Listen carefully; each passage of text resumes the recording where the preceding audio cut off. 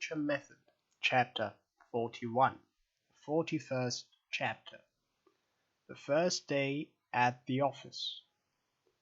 The morning after the departure of his friends, Storm went by bus to his new office, where he was at once taken in to see the manager. "Good morning, sir," Storm said as he entered the manager's office. "It's really a great pleasure to me to start working here." "Good morning, Storm," answered the manager. "It's also a pleasure to us to have you work for us." "I'm not only pleased to start here, but I'm glad to remain in London. There are still so many things that I wish to see, and now that I'm going to remain here for another 5 or 6 months, it will be possible for me to see them all," Storm continued. I think you said it was your first visit to a foreign country. Don't you think that you will miss many things that you were used to at home?" asked the manager. "Yes," said Storm. "There are some things at home that I shall miss in England. There will perhaps also be things that will seem strange to me, because they are different from what I am used to. But it will be very interesting to see things that are different, things that are strange to me." "There is another matter that I should like to mention," said the manager. "You will not receive your salary until the end of the month. If you have to wait 4 weeks before receiving any money, will you have enough?" "No," said Storm. "I must find a room, and it would be necessary to pay for it in advance when I take it." "There will be other things too," said the manager, "so it will be necessary for you to have some money. If you like, you may have part of your salary in advance, and you might just as well have the money now." "It's very kind of you, sir, to make me this offer. I shall be very glad to accept it. I never had much money, and after a fortnight's holiday one hasn't got very much money." The manager laughed, saying, "I can very well understand that you haven't got very much money after a fortnight's holiday. I'm glad that you will accept my offer. And while we are speaking of this matter, you had better tell me how much money you require." Storm said that he didn't know the prices in England, yet so that it was a little difficult for him to say how much he would require. At last, however, they agreed to make the advance £10. The manager now sent for a young Englishman by the name of Marshall, and asked him to introduce Storm to everybody in the office, and also to tell him about his work. Storm was 6 feet tall, and he noticed that the Englishman was also about 6 feet tall, so that the two young men were of about the same height. Many Englishmen are tall. Their height is greater than that of people in many foreign countries. Marshall said that he would lead the way, and he went in front, telling Storm to follow him. "All right," replied Storm. "If you will lead, I'll follow you."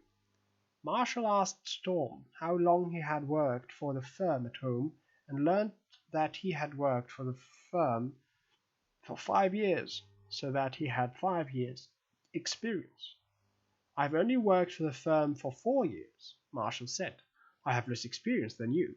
How long have you been learning English?" "About 9 months," said Storm. "But although I can say many things, I can't express myself as well as I should like to. But now I shall get as much practice and experience in speaking your language as I could wish." You express yourself quite well in English, and as you will be speaking nothing but English from now on, you will soon get great experience in expressing yourself." "Do you find that English words are difficult to pronounce?" "Sometimes," Storm answered. "Your words are difficult for my tongue to pronounce, but I suppose that after a time my mouth and my tongue will get used to the English pronunciation." "Yes, I suppose they will. I'm quite sure that the pronunciation of the words in your language would be very difficult to me at first. The manager told me this is your first visit to England. Do you like what you have seen of England?" Storm told him that so far he had enjoyed his stay in England very much, and that although he had learned about England at school, he was glad to see for himself what the country was really like. He said that the things you read about a foreign country are not always the real facts. If you want to know what another country is like, it is necessary for you to visit it yourself. It's a fact that books do not always give you the right impression. The firm was divided into 5 different departments, each with its own work to take care of. In order that Storm might see everything, Marshall took him round to each of the 5 departments of the firm. "It's my experience," said Marshall, "that the men in the different departments all think that the work they take care of is the most important. I think you would have the same experience. We'll begin by going to the factory where the different goods are made." Marshall led the way to the factory, and one of the men working there explained to Storm that this was the place where the goods were made. "We produce the goods, that is, we make the goods here. The other departments may be useful, but remember that we produce the things." Later on, they went into the department where the books were kept. Here they were told the same thing as in the factory. The department that keeps the books and gets the money for the goods that have been produced and sold must be the most important. The man to whom they spoke in this department told Storm that he was a Scot and not an Englishman. He showed Marshall a big book, saying to him, "Everybody that buys from us has an account in this book, in order that we may know how much money he owes us, that is, how much money he has to pay us. You can see that there are hundreds of accounts in this book, and I am sure you'll agree that it's very important to collect the money that people owe us as quickly as possible. That's my work. I'm a bookkeeper, and I take care of the bookkeeping." Marshall told Storm that the London branch of the firm had been established in the year 1909, and that this Scotchman, or Scot as he called himself, had started working for the firm in the same year. He had worked for it ever since it was established. Storm asked Marshall what a man who works in an office is called, and learned that he is called a clerk. A clerk. "You and I are clerks, then," said Storm. "I have never heard the word clerk before." After visiting the other departments, they went to the correspondence department.